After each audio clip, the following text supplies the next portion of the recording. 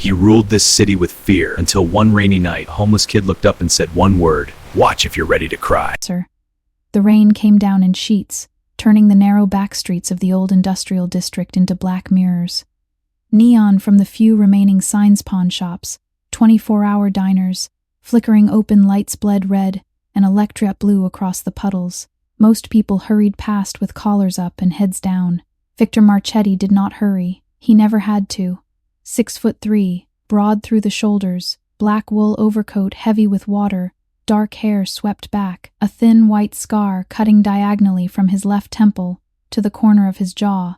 At 38, he already carried the weight of 20 years in the life. Quiet commands, closed-door meetings, debts settled in blood or money, or both. People crossed the street when they saw him coming. Tonight the street was empty anyway. He stopped under the sagging awning of a shuttered auto parts store to light a cigarette. The flame flared briefly, illuminating the hard planes of his face before he cupped his hand against the wind. That's when he heard it. A small, wet sound, not quite a sob, more like someone trying and failing to swallow a hiccup. Victor exhaled smoke into the rain. His eyes scanned the alley. There, half hidden behind an overflowing dumpster, was a boy. Small, maybe 6 or 7.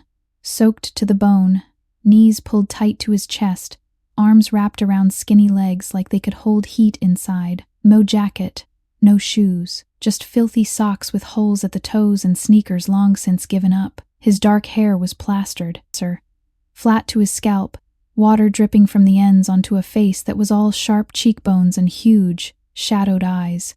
Victor watched him for a long moment. Kids like this were part of the scenery in this part of the city. Runaways, throwaways, ghosts the system never bothered to chase. He should have kept walking. He had a meeting in 40 minutes. Deals didn't wait, but the boy didn't beg, didn't even look up. He just sat there shivering, staring at a crack in the pavement like it held answers. Something old and buried turned over in Victor's chest. He dropped the cigarette, ground it under his heel, and stepped closer. The boy flinched small, instinctive curling tighter into himself. Victor stopped a few feet away and crouched slowly so he wouldn't loom. "Hey," he said, voice low, gravel from too many late nights and too much whiskey. "You okay?" No answer. Just faster shivering. "You hurt?" Still nothing. Victor tilted his head, studying him. Up close the kid looked worse. Lips blue, skin pale under the dirt, ribs faintly visible through the thin, soaked t-shirt. "Got a name?" A long silence. Then, so quiet Victor almost missed it over the drumming rain. "Luca." Victor nodded once, like that was normal information. "Luca, where's your family?" The boy's shoulders hitched. He pressed his forehead harder against his knees. "Gone." One word. It landed like a stone in still water. Victor felt that old ache again, sharper this time. He hadn't felt it in years. Not since the night, sir. His own mother stopped breathing in a hospital room that smelled like bleach and regret. Not since he was 15 and learned that love didn't survive long in his world. He glanced around. No witnesses, no cameras back here. He could walk away clean. Instead, he shrugged out of his overcoat still warm from his body. Expensive wool that cost more than most people made in a month and draped it over the boy's shoulders. It swallowed him. Sleeves hung past his fingertips, hem dragging on the wet ground. Luca looked up then. Really looked. Big brown eyes searched Victor's face, wary, waiting for the punchline, the demand, the cruelty that usually followed kindness from strangers. Finding none, he whispered something so soft it barely carried. "Papa?" The word punched through Victor's ribs like a blade. He stopped breathing for a second. 23 years since anyone had called him that. 23 years since a tiny voice in a sunlit kitchen had said it while tugging on his pant leg.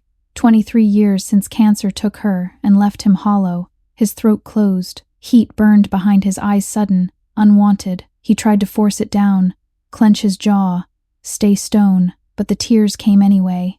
Hot tracks cutting through the rain on his cheeks. Luca stared, wide-eyed. Then slowly, carefully he lifted one small, trembling hand and touched Victor's face. Cold fingertips brushed the scar, then wiped at the tears like he was trying to fix something broken. Victor didn't move, didn't pull, away. He couldn't. Instead, he reached out, gathered the boy coat and all into his arms. Luca was light as a bird, all sharp bones and shivers. He buried his face against Victor's neck, small hands fisting the back of Victor's shirt like letting go would mean falling forever. Victor stood there in the pouring rain, the most dangerous man this city had ever produced, crying silently while a homeless child clung to him and whispered "Papa" again, softer this time, like a question, like a prayer. And for the first time in more than 2 decades, Victor didn't feel the cold. He felt needed. He felt human. He held Luca tighter and started walking back toward the street, toward the black SUV idling at the curb with headlights cutting through the downpour. Marco, his driver, stepped out fast, umbrella already open, eyes going wide when he saw what Victor carried. "Boss, get the door," Victor said, voice rough, thick, back seat. Marco didn't ask questions. He never did. Victor slid inside with Luca still cradled against his chest. The leather was cold. He cranked the heat to max. Luca shivered harder for a heartbeat, then slowly relaxed, small breaths warm against Victor's collarbone. The SUV pulled away, tires whispering on wet asphalt. Victor looked down at the boy in his arms. Luca's eyes were half closed now, exhaustion winning. "Papa?" Luca mumbled, barely audible. "Yeah," Victor answered without thinking. "Don't let go." Victor swallowed hard. Fresh tears slipped free. "Sir, won't," he said quietly. "I promise." And in that moment, train hammering the roof, city lights streaking past the tinted windows, the scariest man in the city made the only promise he'd ever truly meant to keep. The SUV glided through the rain-slick streets, like a black shark cutting dark water. Inside, the heat blasted full, turning the cabin into a cocoon of warmth against the storm outside. Luca stayed curled in Victor's lap, the whole drive's small body limp now with exhaustion, face pressed to Victor's chest, one tiny hand still fisted in the damp fabric of his shirt. Every few minutes the boy let out a soft, sleepy sigh, and each one landed somewhere deep in Victor's ribs. Marco kept his eyes on the road, but Victor caught the occasional glance in the rearview mirror. Surprise, curiosity, questions he knew better than to voice. They pulled into the underground garage of the Meridian Tower discrete building. No doorman, security cameras that answered only to Victor. The private elevator opened straight into the penthouse. Victor carried Luca inside without breaking stride. The place was quiet, modern, almost empty feeling. Dark hardwood floors, floor-to-ceiling windows overlooking the glittering sprawl of the city, leather furniture in charcoal and black. No photos on the walls, no clutter. It looked like a hotel suite more than a home because that's exactly what it had been for the last 15 years. Victor headed straight for the guest wing, never used, pristine white, sir. Sheets, unused towels, a bathroom bigger than most apartments. He set Luca down gently on the edge of the king bed. The boy blinked awake, disoriented, clutching the oversized coat tighter around himself like armor. "You're safe," Victor said quietly. "This is my place." Luca looked around, wide eyes taking in the clean lines, the soft lighting, the absence of garbage and rats. He swallowed. I need to pee," he whispered. Victor nodded. "Bathroom's right there." "Go on." Luca slid off the bed, bare feet silent on the floor. He hesitated at the bathroom door, glancing back like he expected Victor to disappear. When Victor stayed put, leaning against the wall with arms crossed, Luca finally went in and closed the door. Victor exhaled slowly. His hands were shaking just a little. He clenched them into fists. When Luca came back out, hair still dripping, coat dragging behind him like a cape, Victor was waiting with a towel. "Here, dry off." Luca took it, rubbing his face and hair awkwardly. Victor watched, then stepped into the walk-in closet and pulled out the smallest thing he owned. An old gray t-shirt that had shrunk in the wash years ago. It would still be huge on the kid, but better than wet rags. "Put this on. I'll find something for the bottom." Luca changed in the bathroom again. When he emerged, the t-shirt hung to his knees like a dress. Victor had dug out a pair of drawstring sweatpants, rolled the cuffs 3 times so they wouldn't trip him. Luca looked down at himself, then up at Victor. "I look funny." Victor's mouth twitched almost a smile. "You look dry. That's what matters." He led Luca to the kitchen. Opened the fridge. Not much. Eggs, milk, some takeout containers, a half loaf of bread. He cracked eggs into a pan, scrambled them quick with butter and salt, toasted bread, poured warm milk into a mug. Luca sat at the island bar stool, legs dangling, watching every move like it was magic. Victor slid the plate over. Eat slow. Don't make yourself sick. Luca picked up the fork with careful fingers. First bites closed like he was tasting heaven. He ate steadily, not wolfing, but not stopping either. When the plate was clean, he looked up. Thank you, Papa. Victor's hand froze on the coffee mug he'd just poured for himself. The word again, softer this time. Certain? He set the mug down harder than he meant to. Luca, he said, voice low. You don't have to call me that. Luca tilted his head. But you cried. When I said it the first time. Victor rubbed a hand over his face. The scar felt rough under his palm. Yeah, he admitted. I did. Why? Victor looked away out the massive windows at the rain still pounding the city. Because a long time ago, someone else used to call me that. My little sister. She was about your age when... He stopped, swallowed. She got sick. Didn't make it. Luca was quiet for a long beat. Then he slid off the stool, walked around the island, and wrapped his thin arms around Victor's waist. Just held on. I'm sorry, Luca whispered into Victor's shirt. Victor stood rigid for a second, unused to touch that wasn't violent or transactional. Then slowly, carefully, he rested one big hand on the back of Luca's head. Not your fault, kid. Luca didn't let go. You can be my papa now, if you want. Victor closed his eyes, felt the sting again, hotter this time. He didn't fight it. After a minute, he lifted Luca onto the counter so they were eye level. Listen, he said roughly. This ain't a game. My life, it's not safe, not normal. People want things from me. Bad things happen sometimes. Luca's eyes never wavered. I don't care. You didn't leave me in the rain. Victor let out a short, shaky breath. You sure? Luca nodded, one small, determined. Victor studied him. Searched those big, trusting eyes for doubt. Found none. Okay, he said finally. Tonight you stay here. We figure the rest tomorrow. Luca's face lit up small, bright, like sunlight breaking through clouds. Victor carried him to the bedroom, pulled back the covers. Luca crawled in, still wearing the giant t-shirt. Victor tucked the blanket around him, awkward, but careful. Papa? Luca mumbled as his eyes started to close. Yeah? You'll be here. When I wake up? Victor sat on the edge of the bed. Right here. Luca reached out, found Victor's hand, and held it tight, even as sleep pulled him under. Victor didn't move for a long time, just sat in the dim light, listening to the soft, even breaths of the boy who'd called him Papa twice in one night. Outside, the rain kept falling. The city kept breathing dark, dangerous, unforgiving. But inside these walls, something had shifted. Victor Marchetti, the man who made grown men flinch, stayed until Luca's grip loosened in sleep. Then he leaned down, pressed the lightest kiss to the top of the boy's damp hair. Good night, son, he whispered.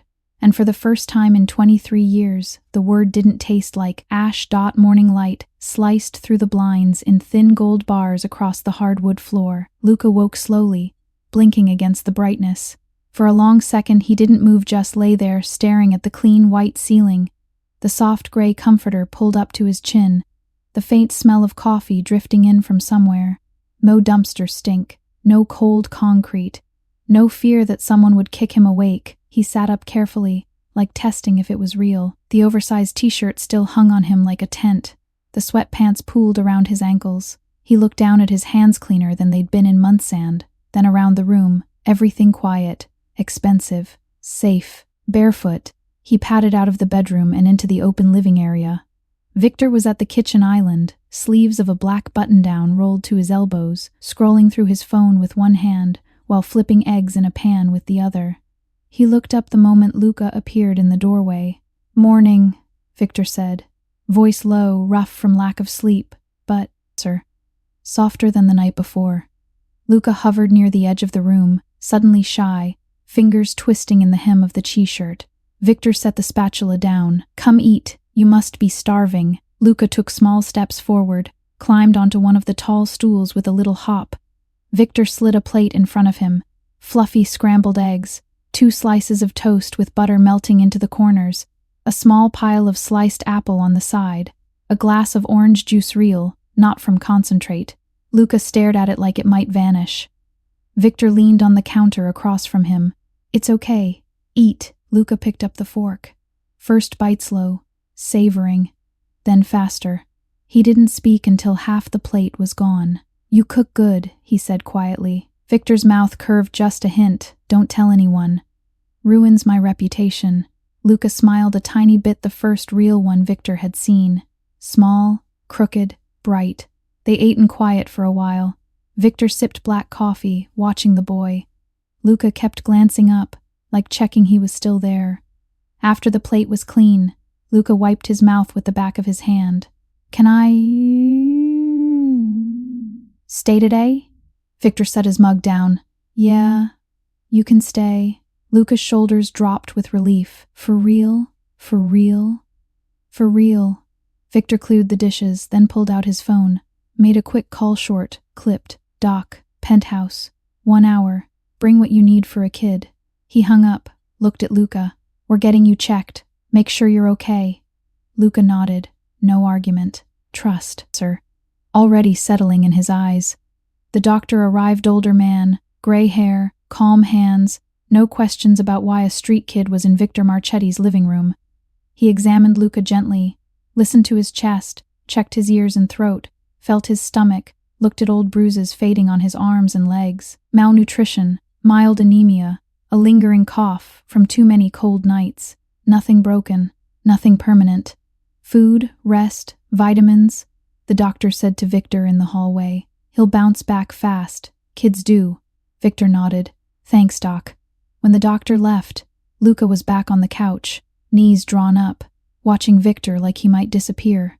Victor sat beside him, not too close. You heard him. You're gonna be fine. Luca leaned sideways until his shoulder touched Victor's arm. You stay, Doc. Course I did. Luca looked up. Why? Victor exhaled slowly. Because when you called me Papa last night, it woke something up. Something I thought was dead a long time ago. Luca reached over and took Victor's hand, small fingers wrapping around two of Victor's. I'm glad. Victor stared at their joined hands, felt the knot in his chest loosen a fraction. That afternoon Victor canceled everything. No meetings, no calls. He took Luca shopping instead, nothing flashy. A department store on the quieter side of downtown. Jeans that actually fit. Sneakers without holes. Warm hoodie, underwear, socks, a backpack, toothbrush, simple things. Luca held each item like it was treasure, fingers tracing. Sir. Seams, eyes wide. Back at the penthouse, Luca changed into the new clothes. Stood in front of the full-length mirror in the hallway, turning side to side. I look like a kid again, he whispered. Victor leaned in the doorway behind him. You look good, Luca. Luca turned, grinful this time, teeth showing. Thanks, Papa. The word landed softer now. Easier. Victor felt it settle somewhere permanent. That evening they ordered pizza plain cheese for Luca, extra pepperoni for Victor. Ate on the couch watching cartoons Luca picked. Luca laughed at the screen reel, bright sound that echoed in the quiet space. Victor watched him more than the TV. When the movie ended, Luca yawned, head already drooping against Victor's shoulder. Bedtime, Victor said. Luca didn't argue. Victor carried him to the bedroom, Luca's arms loose around his neck. Tucked him in. Pulled the blanket up. Papa? Luca mumbled, eyes half closed. Yeah? Story? Victor hesitated. I'm not great at kid stories. Tell me about you, when you were little. Victor sat on the edge of the bed, thought for a minute. Okay, when I was about your age, my sister and me, we used to sneak out at night to the roof of our building. We'd lie on our backs and count stars. She always said she'd catch one someday. Make a wish. Luca smiled sleepily. Did she? Victor's voice dropped. She tried, but she got sick before she could. Luca's small hand found Victor's again. I'm sorry. Victor squeezed back. Me, too. But you, sir. Know what? Tonight I think she'd like that I'm here, with you. Luca's eyes fluttered shut. Me, too. He fell asleep holding Victor's hand. Victor stayed until the breathing evened out completely. Then he leaned down, brushed a kiss against Luca's forehead light as air. Good night, son. He walked to the living room, poured a whiskey, but didn't drink it. Instead, he stood at the window, city lights stretching out below like scattered diamonds. For the first time in years, the weight he carried didn't feel quite so heavy, because tonight, someone needed him, and he was still here. The days started folding into a rhythm Victor never thought he'd live. Mornings, Luca woke early, padding into the kitchen in socks that kept slipping down. Victor already there, coffee brewing, eggs or oatmeal ready. Luca climbed onto the same stool every time, legs swinging, talking about whatever dream he'd had or the birds he could see from the window. Victor listened more than he spoke. He wasn't used to small voices filling the silence, but he liked it more than he expected. Afternoons, Victor worked from the home office calls on speaker, emails, quiet instructions to Marco or Luca, his second in command, not the boy. Luca stayed in the living room with coloring books, puzzle pieces, or the tablet Victor bought him loaded with simple games and educational apps. Sometimes Luca wandered in, sat on the floor beside Victor's chair, and just leaned against his leg. Victor would rest a hand on the boy's head without thinking, absent, protective. Evenings, dinner together, nothing fancy, pasta, grilled chicken, vegetables Luca pretended to hate but ate anyway. Then the couch. Movies, cartoons.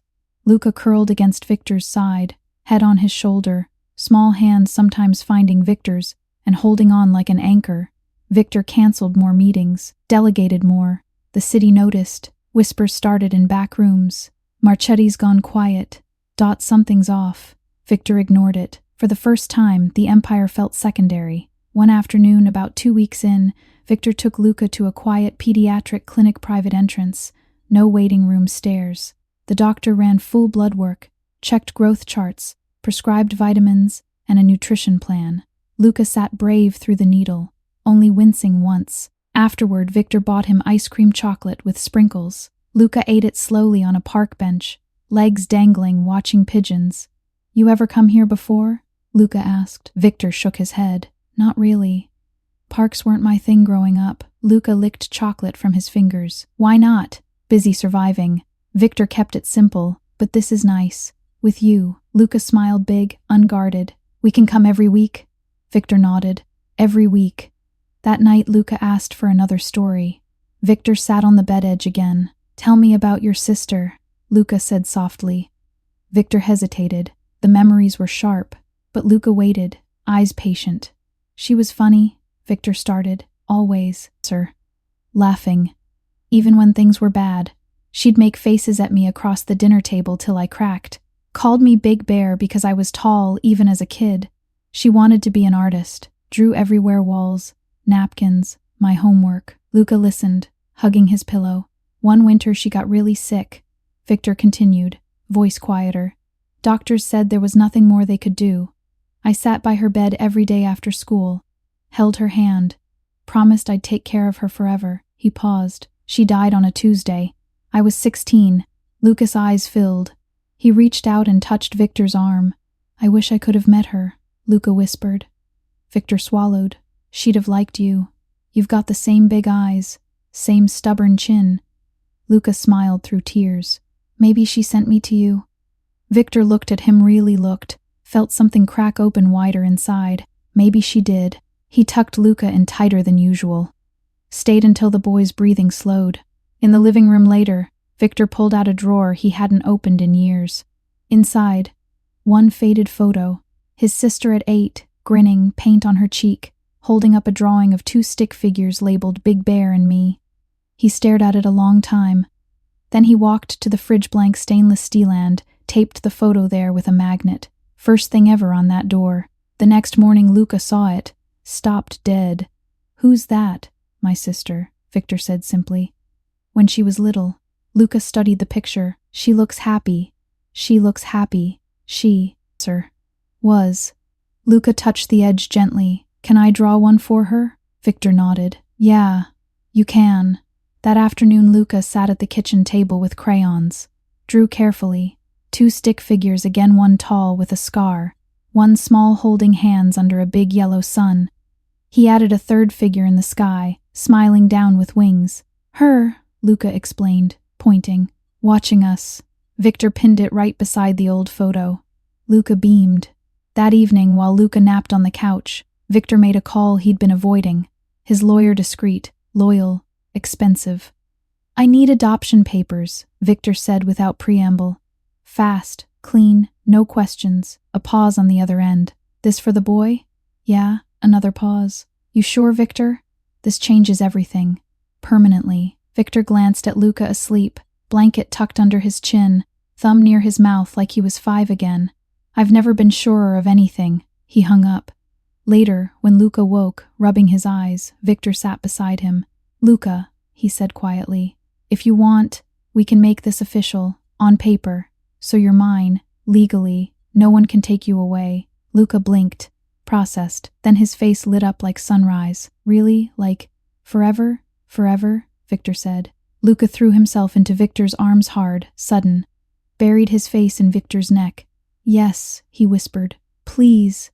I want to be your son." Victor held him tight, felt tears prick again, quiet, grateful ones. He didn't fight them. For the first time, the scariest man in the city didn't feel like a monster.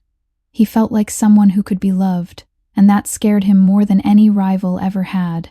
But he wasn't running, not anymore.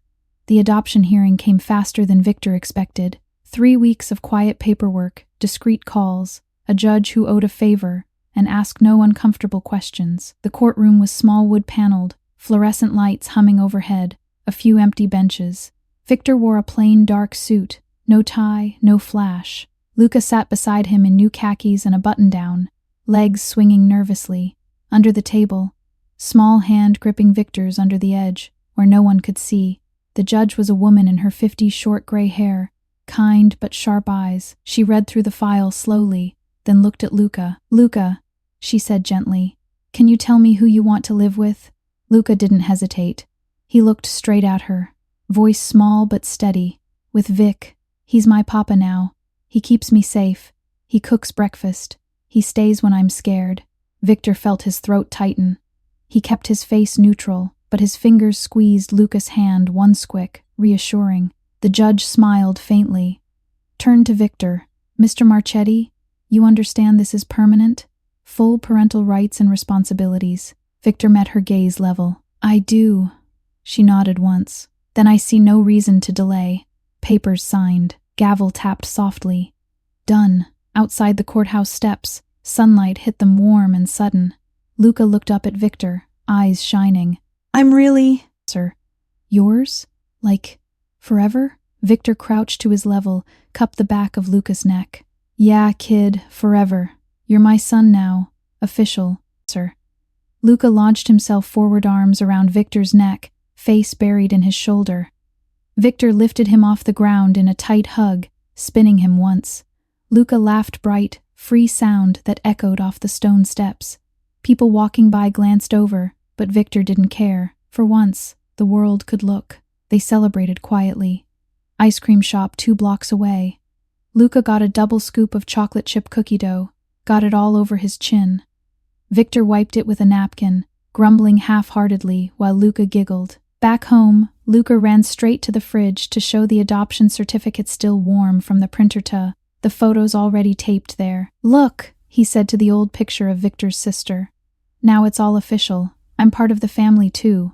Victor watched from the doorway, arms crossed, feeling something warm and unfamiliar settle in his chest. That night, after Luca was asleep, Victor stood on the balcony overlooking the city. Lights stretched out like fallen stars.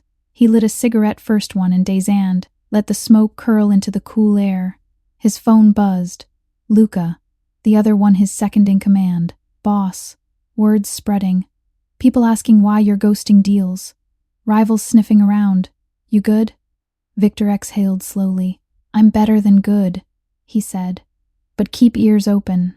Anything touches the kid, you tell me first." A pause. "The kid? He's really yours now?" "Yeah." Another pause longer. "Then we've got your back, boss. All of us." Victor ended the call. He stubbed the cigarette, went inside, checked on Luca. The boy slept curled on his side, one arm flung out, breathing even. Victor pulled the blanket higher, brushed hair from his forehead. "Good night, son," he whispered. The word felt easier every time. Weeks turned into months. Luca started school private, small classes, No questions asked about the last name change to Marchetti. He came home with stories, new friends, a science project about volcanoes, a teacher who let him draw during quiet reading time. Victor picked him up most days, black SUV pulling up to the curb, tinted windows, but Luca ran out grinning anyway. Other parents glanced, whispered, but no one dared say anything to his face. One afternoon Luca brought home a drawing. 4 stick figures now. Tall one with a scar, small one with messy hair, a woman in the sky with wings, and a new one, another man, bigger, with a gun in his hand but smiling. "Who's that?" Victor asked, pinning it to the fridge. "That's Luca," Luca said proudly. "Your friend. He came to school pickup once. Said he's family too." Victor's chest tightened. Loyalty like that didn't come cheap, but it came real. That evening he called Luca, the man, in. They met in the underground, garage-neutral ground. "You showed up at the school?" Victor asked, leaning against his car. Luca shrugged. "Wanted the kid to know he's protected. Not just by you, by all of us." Victor studied him. "You didn't have to." "Yeah, I did." Luca met his eyes. "Sir, you're changing, boss. Going soft in the good way. We see it. We respect it. Kid's safe with us." Victor clasped his forearm brief, firm. "Thanks." Luca smirked. "Don't get mushy on me." But when he left, Victor felt the circle tighten. Not around power anymore, around family. That night Luca, the boy, asked the question Victor had been dreading. "Papa, do you still do dangerous stuff?" Victor sat on the couch edge. Luca climbed into his lap, something he still did, even though he was getting taller. "Some," Victor admitted, "but I'm stepping back. More every day, because you matter more than any of it."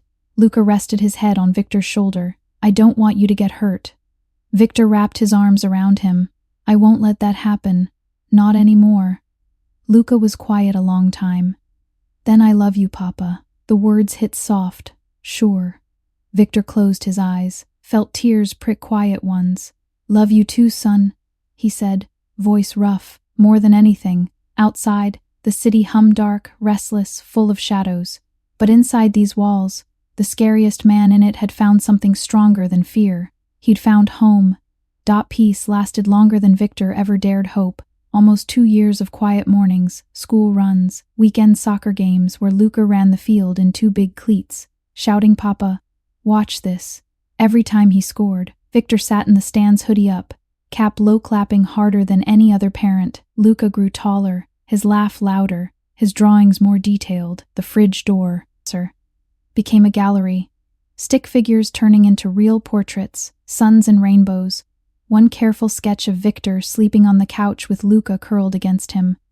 Victor stepped further from the old life, sold off risky holdings, moved money into clean businesses, construction, a small chain of coffee shops downtown, a youth shelter he funded quietly. Luca's school friends came over for playdates. Their parents eyed the penthouse, the security, but said nothing when Luca beamed and called Victor Dad without hesitation. The word had changed from Papa to Dad one ordinary Tuesday. Luca had run in after school, backpack swinging, and said it casually. "Dad, look what I made in art." Victor froze for half a second, then smiled, like it was the most natural thing in the world. It stuck, felt right, but the past has long arms. It started small, a car idling too long outside Luca's school one afternoon. Marco noticed, ran the plates, clean rental, no history. Victor tightened security anyway. Extra eyes, different routes. Then the photos arrived, slipped under the penthouse door in a plain envelope. Black and white shots. Luca at the park kicking a ball, Luca laughing with friends at recess, Luca walking beside Victor holding hands. No note, just the pictures. Message clear.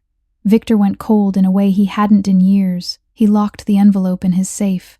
Said nothing to Luca, but that night he sat on the balcony until 3 a.m., staring at the city, cigarette after cigarette burning.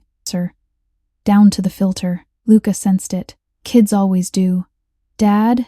he asked one morning over breakfast.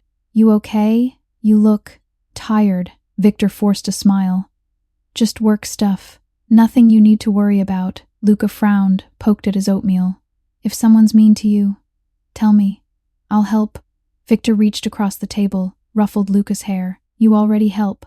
Every day. But the threats escalated quietly. A slashed tire on the SUV, a broken window at one of the coffee shops with PAY up spray-painted inside. Old rivals' remnants of families Victor had crushed years ago, smelling weakness in his absence. One night, after Luca was asleep, Victor met Luca, the man, and Marco in the garage. They're testing, Luca said, pushing to see if you'll bite back. Victor leaned against his car, arms crossed. I'm not biting, not anymore. Marco shifted. Boss, they took a shot at the shelter last night. No one hurt, but they left a message. Said next time it's personal. Victor's jaw tightened. Personal means Luca. Silence hung heavy. Victor looked at both men. I want this ended. Clean. No blood if we can help it. But if they come for my son, no rules. They nodded. The next week Victor arranged a meat-neutral warehouse on the docks, midnight. Just him and the rival boss. An older man named Dario Rossi, graying, eyes hard from decades in the same game. Dario arrived alone. They stood under a single hanging bulb, shadows long on the concrete. You've gone soft, Marchetti, Dario said, voice, sir. Like gravel. Kids made you weak. Victor didn't flinch. Kid made me stronger. You touch him. You don't walk away. Dario studied him. We want territory back. Compensation. You walk away clean. We forget the boy exists. Victor stepped closer. Here's my counter. You forget he exists right now. You walk away from my family, my businesses, my city.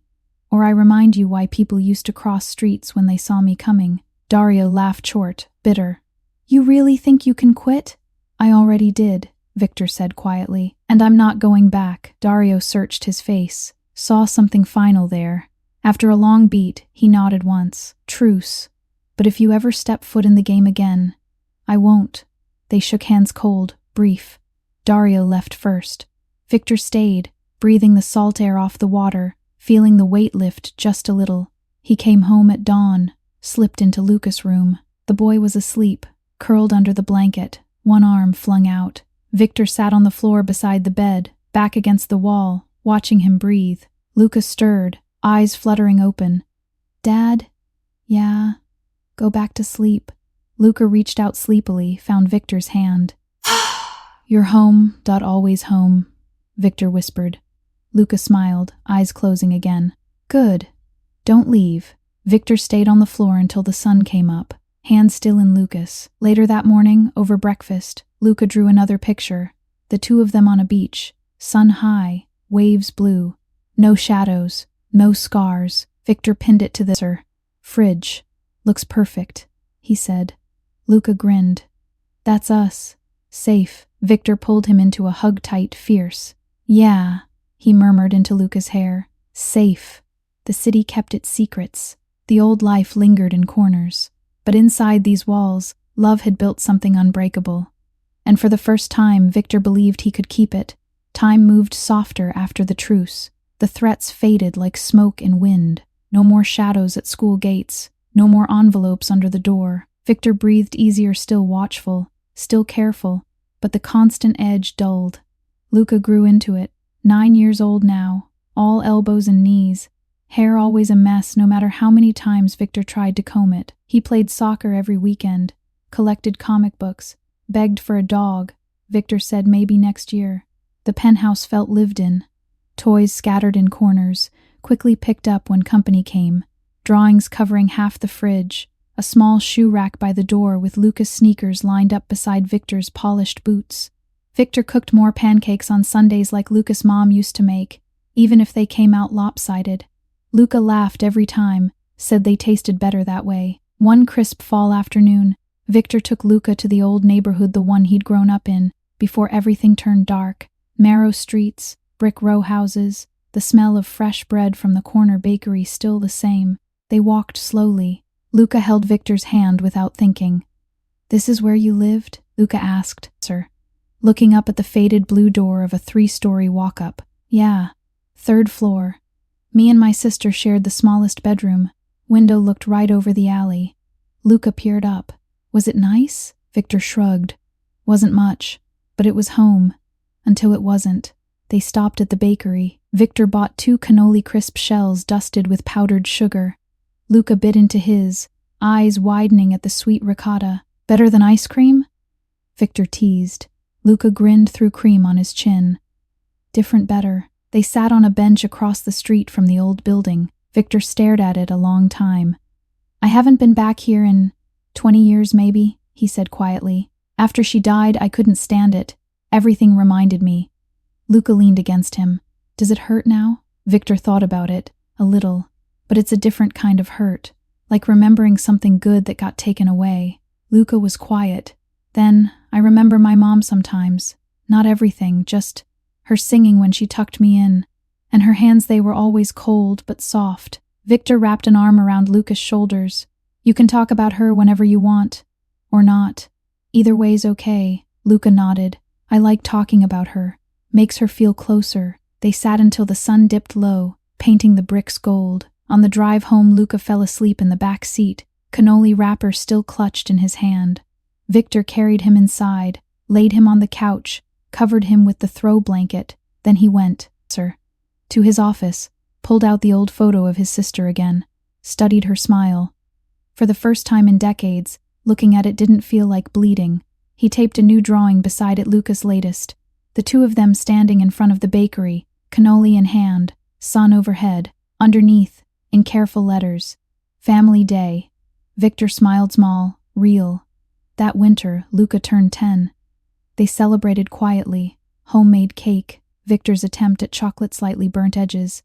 But Luca loved it. A new bike, red, with black stripes, and a trip to the aquarium downtown. Luca pressed his face to the glass watching jellyfish float like ghosts, whispered they look like they're flying underwater. Victor stood behind him, hands on Luca's shoulders. You ever feel like that? Like you're flying? Luca looked up, grinned. Every day since you found me in the rain. Victor's throat closed. He hugged Luca from behind quick. Tight, then let go before it got too mushy. Back home that night, after Luca was asleep, Victor sat on the balcony with a whiskey he barely touched. The city sparkled below, same lights, same shadows, but he didn't feel part of the shadows anymore. His phone buzzed. Luca, the man, boss. Everything's quiet. No noise from Rossi's people. Shelter's doing good, took in 12 more kids last month. Your money's making a difference.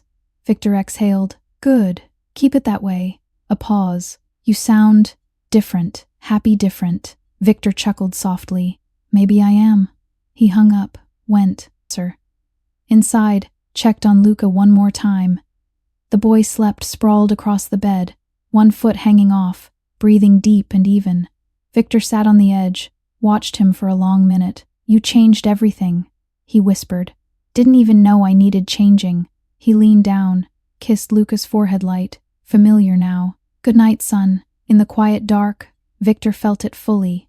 Not just safety, not just peace. He felt joy, simple, deep, the kind that doesn't shout, the kind that stays. And for the man who once made the city tremble, that was the biggest victory of all. The years slipped by like pages in a book Luca kept rereading, 12 nautiler than Victor expected, voice starting to crack on certain words, still the same bright eyes that had looked up at him in the rain all those years ago. Soccer turned into competitive leagues, drawings gave way to digital sketches on a tablet Victor bought for his birthday. Luca talked about wanting to help kids someday, maybe run a center, like the one Victor quietly funded, a place where no one had to sleep behind dumpsters. Victor listened to every dream, nodded, asked questions. He'd become the kind of father who showed up, parent-teacher conferences, late-night talks when nightmares came, driving Luca to tournaments even when work tried to pull him back. But the old life never truly died. It waited. It came on a rainy Thursday in October, same kind of downpour that had started everything. Luca was 16, staying late at the library for, a group project.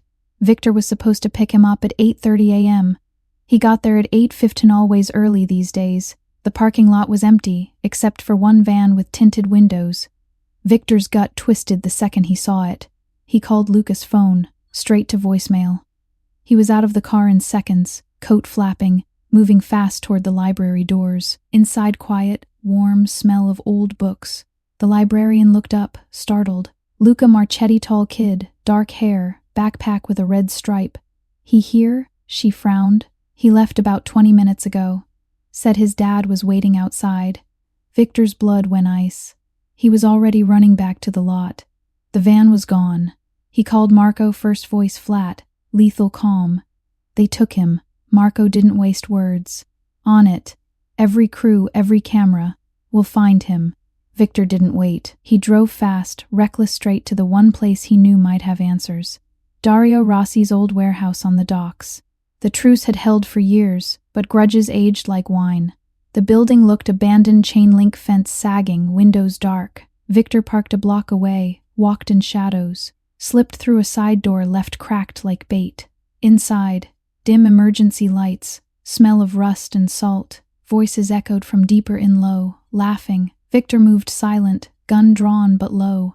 He'd sworn off this life, but some things you never forget. He found them in the main bay. 4 men, young, cocky new blood, trying to make a name. Luca sat tied to a metal chair in the center, mouth taped, eyes wide but not panicked, bruise blooming on his cheek. Alive. One of the men turned, saw Victor and froze. Victor stepped into the light, voice quiet, deadly. Let him go. They laughed, nervous now. The leader, 20-something with a fresh tattoo on his neck, stepped forward. Marchetti, thought you retired. Thought the kid made you soft. Victor didn't blink. You thought wrong. He moved fast, practiced. First man went down with a knee to the gut, second with an elbow to the throat.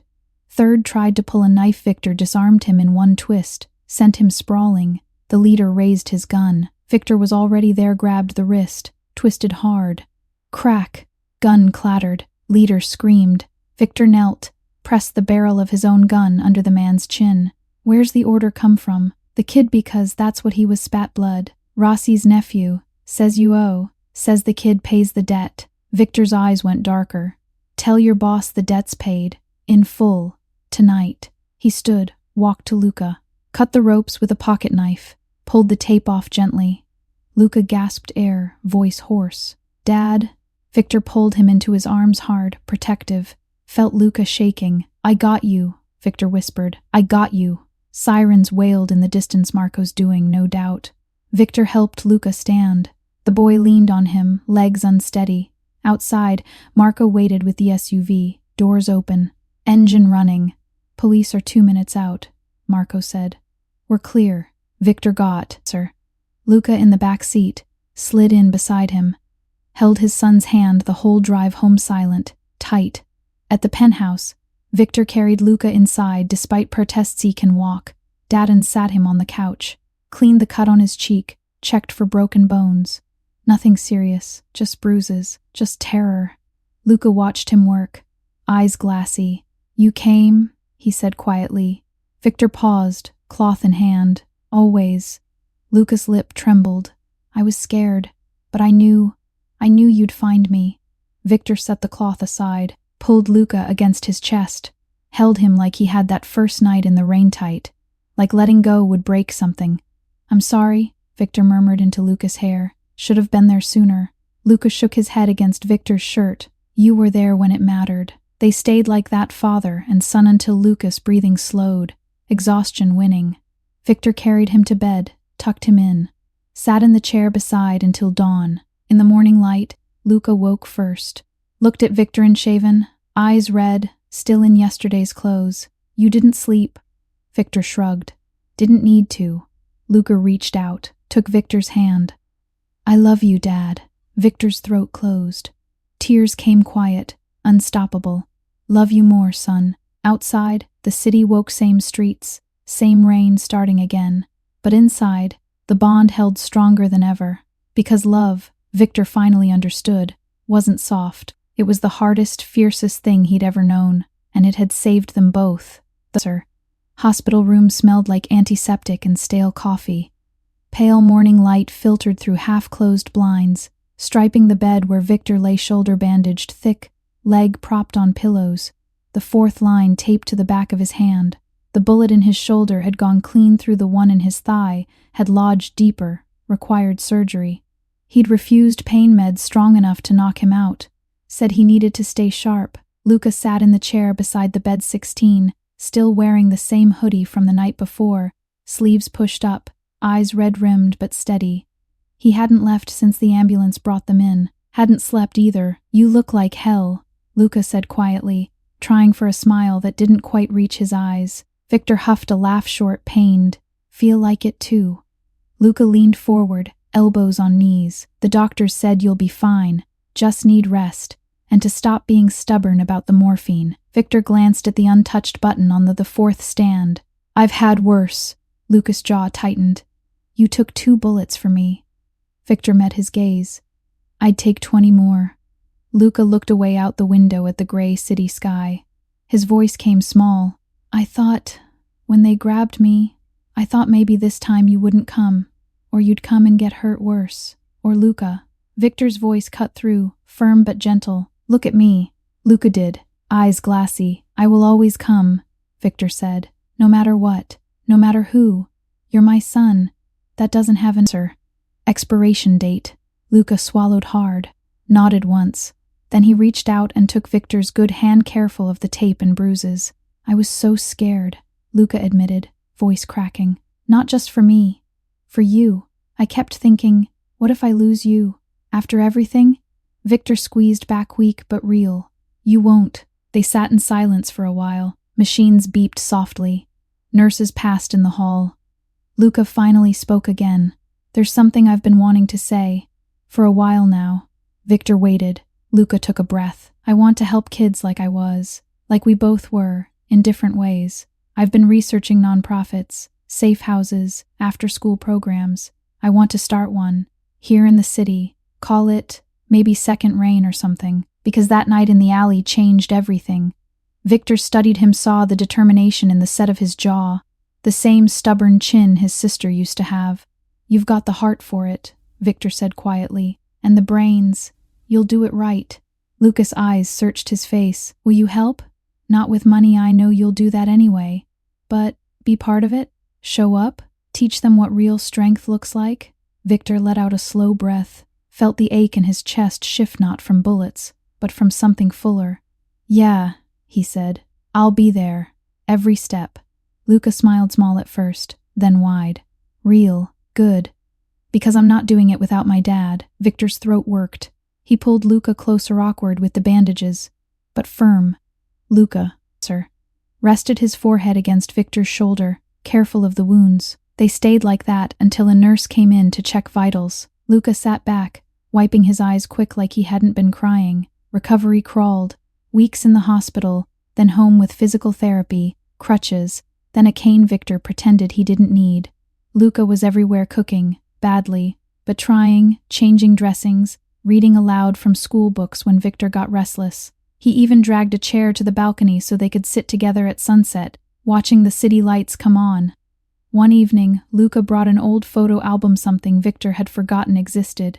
Dusty, tucked in a closet. Inside, pictures from before.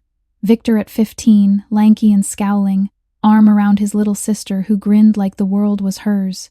A few of the old neighborhood.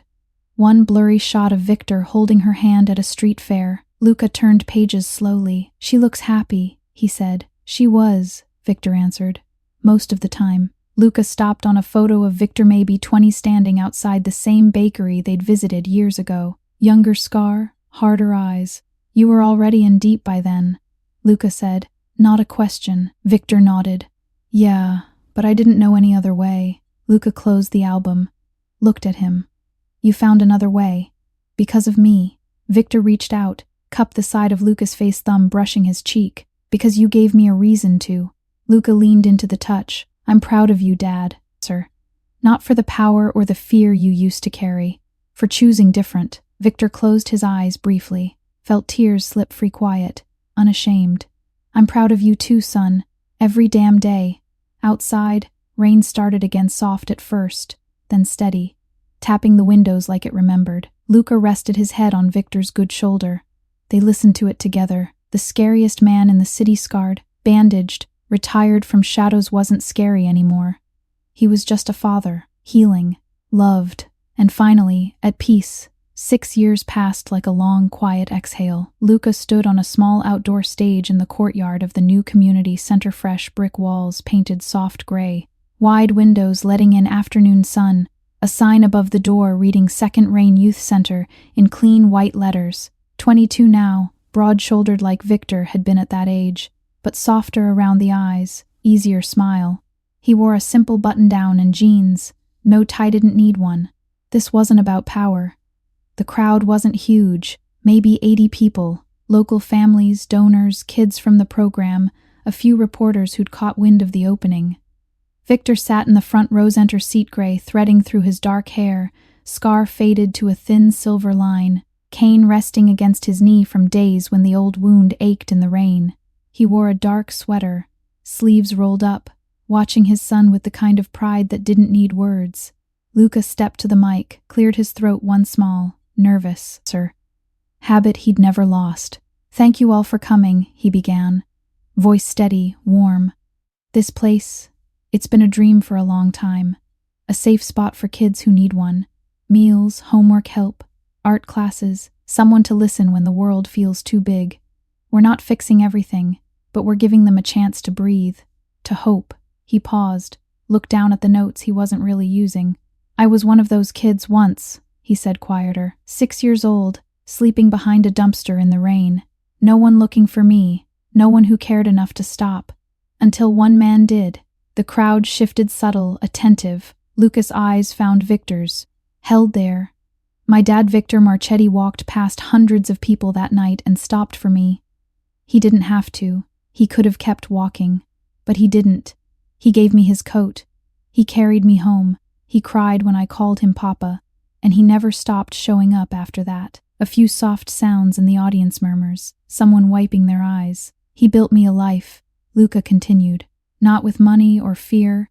With breakfasts, bedtime stories, soccer games, hospital visits when I got sick, late night talks when the nightmares came back. He taught me what strength really is. Not hurting people, protecting them, choosing love even when it's hard, even when the world tells you it's weak." Victor sat very still, hands folded in his lap, eyes shining. Luca smiled, small, real. "So today, when we open these doors, we're not just opening a center, we're paying, forward what he gave me. A second chance, a second rain, the kind that washes things clean instead of drowning them." He stepped back from the mic. Applause started warm, growing. Luca waved it off gently, then walked straight down the steps to the front row. Victor stood slow, cane in one hand. Luca reached him first. They hugged long, tight, the way they always did when words weren't enough. Victor's hand cupped the back of Luca's head like he was still 6.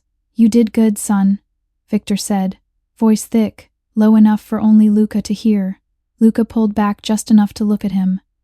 "We did good." Victor laughed, quiet, rough, the sound Victor rarely let out in public. "Yeah, we did." The crowd kept clapping. A few kids from the program ran up, shy at first, then boulder hugging Lucas' legs, tugging at Victor's sleeve to show him drawings they'd made for the new art room. Victor knelt, despite the ache in his leg, listened to each one, nodded seriously, pinned a couple of drawings to his sweater with the magnets someone handed him, same way he used to pin Lucas to the fridge. Later, after the ribbon was cut, after people toured the center bright classrooms, cozy lounge, kitchen smelling like fresh bread, Victor and Luca walked outside together. The sun was setting, painting the sky pink and gold. Rain clouds gathered far off, but not here. Not yet. They stood on the sidewalk, watching cars pass, kids laughing inside the open doors. Luca glanced at Victor. "You okay?" Victor nodded. "Sir." Slowly. "Better than okay. A beat." "You ever think about that night?" Luca asked. "The rain. The alley every day," Victor said without hesitation. "Not the bad parts. The moment you looked up and said Papa, that's the one that stuck." Luca smiled. "Me too." They started walking slow. No hurry, side by side. Father and son. The city stretched around them, same streets, same lights, same shadows in the corners, but it felt smaller now, less heavy. Because the scariest man who ever walked these blocks had traded fear for something stronger. He'd traded it for love, and love had rewritten everything. Years later, when Luca ran the center full-time, when Victor became the quiet grandfather figure to dozens of kids who called him Mr. Vic, or just Grandpa. People still told the story in whispers. About the night the rain fell hardest, about a boy who had nothing, about a man who gave everything, about one word that broke a heart open and let light in. Papa. And the city dark, restless, unforgiven quietly changed because of it. If this story touched you, hit that like button, drop a comment with your favorite moment between Victor and Luca, and subscribe for more heartfelt stories like this one. Thanks for staying with us all the way to the end. See you in the next one.